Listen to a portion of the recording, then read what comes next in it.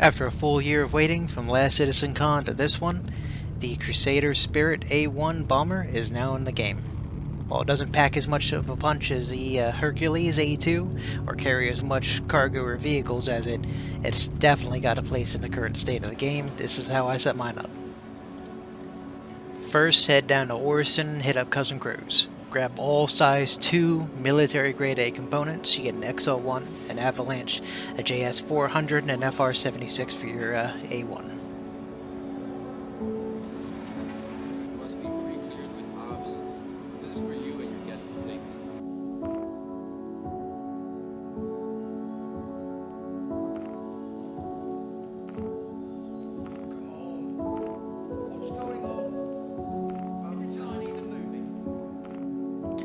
Missiles and pilot weapons are typically user's choice, but I run 8 size 1s and a single size 4 for mine, as well as 2 attrition size 3s and 2 size 3 XJ repeaters. The pilot's weapon capacitor is pretty shit. Max weapons on all 4 laser repeaters would be 23-ish shots per weapon, which isn't much, but the turret more than makes up for that. To the ASOP Vehicle Retrieval System. Vehicle select. Your vehicle has been to the place.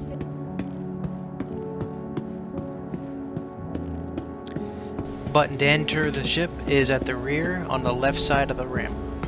Once you walk in, you'll be greeted by a lovely view of 10 size 5 bombs, each packing about 40,000 damage and a 100-meter blast radius. Upon walking into the cockpit, you will see 2 beds on either side. Each bed has its own individual storage locker above it, with a localized inventory. There is also 2 suit lockers and a weapons rack on the left-hand side as you enter. A shower and a small kitchenette area are right across from the suit and weapons locker. In the hallway just prior to the cockpit, you have some of your components, avionics, and the like.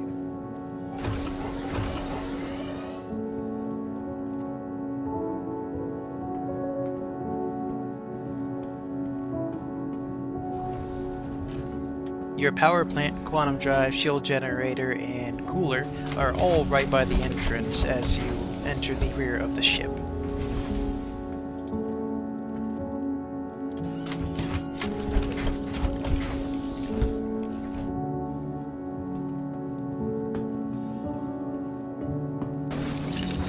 For the pilot, you have 2 MFDs. Default should be target status and self status.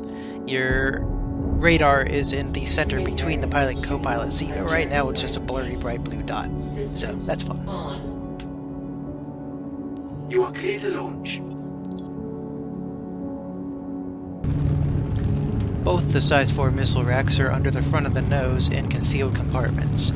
They deploy when you swap to missile/bomb operating mode and retract when you're in just weapons mode.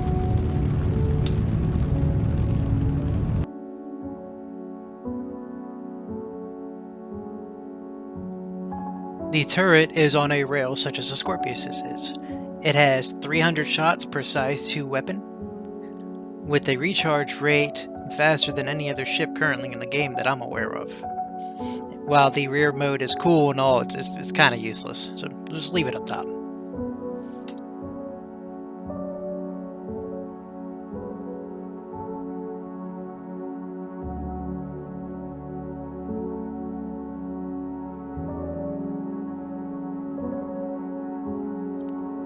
So, in the A1, you don't have a cargo deck. You don't have any cargo grid, nothing to lock components or items down to it. But, you can still cram vehicles in there. These are the ones that I tried, and so far, all they seem to fit. Apparently some Bob stuck a rock in one. Good for him. I don't know why you wouldn't a bomber, but good for you, buddy. It does fit. That's a tight fit, but it fits. Can you move around though? Now, the mule would have to be... They're way earlier than before.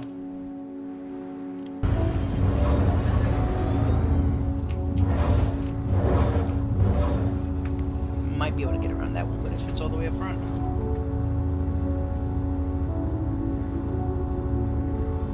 Supplies on the sides. That's right.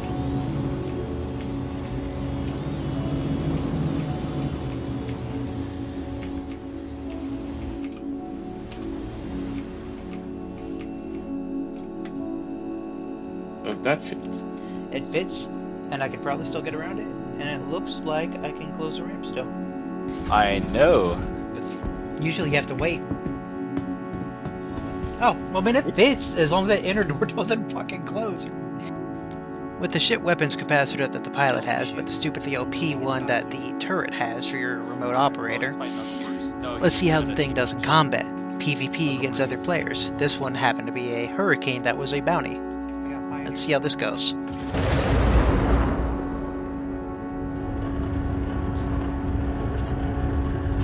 Where am I have to kill Uncle Bruce first? Because he's actually not a bad pilot. What are they flying at? Hurricane. Hurricane? Now, it's already been noted that the quad shield facing is a bug. It's supposed to be split like a regular-sized tube shield generator, front to back. Because it's bugged currently, it doesn't take many shots at all for your rear shield or one of your other shield faces to just disappear like it was never there. Sometimes a single Panther shot will knock a side out. No way. Do we need to focus Bruce? Nah. Ah, sorry. Try to zero this guy down first.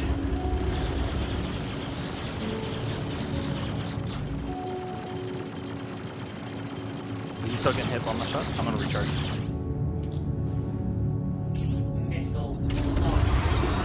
How's the deal in the dogfight? I mean, we were sticking to that. He's also a terrible pilot. It's not good, but... Alright, level up. Is he dead? He's down.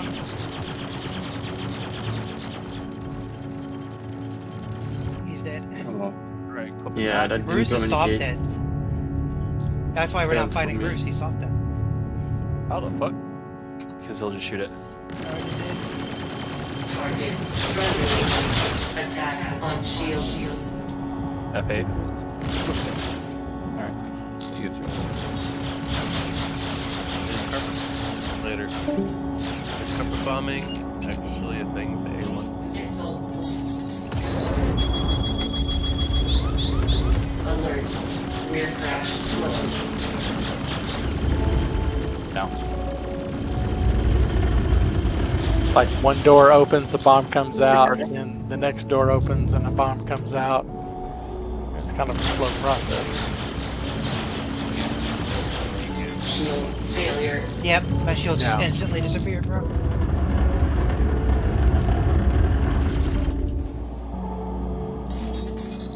Missile. You could put a string together, but it's going to be a big long string.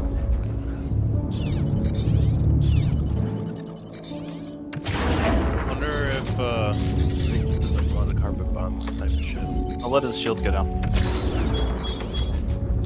the The shields go back. A2's going to have those, a ton of those size 3s eventually. Attack on A1 shield. size 3s, right? These are fine. Docking contact. And not to be that guy, but skill issue is a thing. This F8 here definitely should have waxed us, but he slacked off and caught a hell of a lot of rounds from my turret gunner, who was on point for the majority of that fight. So, Yeah, good job. You're right there. Getting fucked up. Recharging. Alright. Shield him out again. There's another one here. Okay.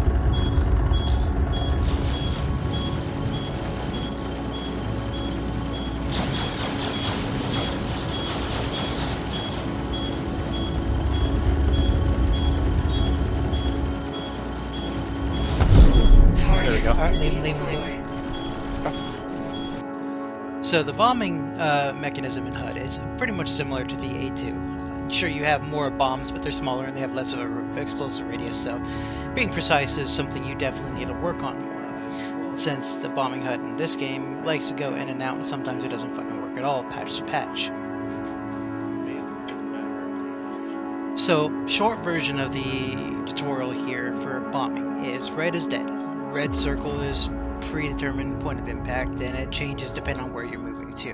the blue circle is one where you hover it over an area, you hold T and it'll lock it and become a green circle.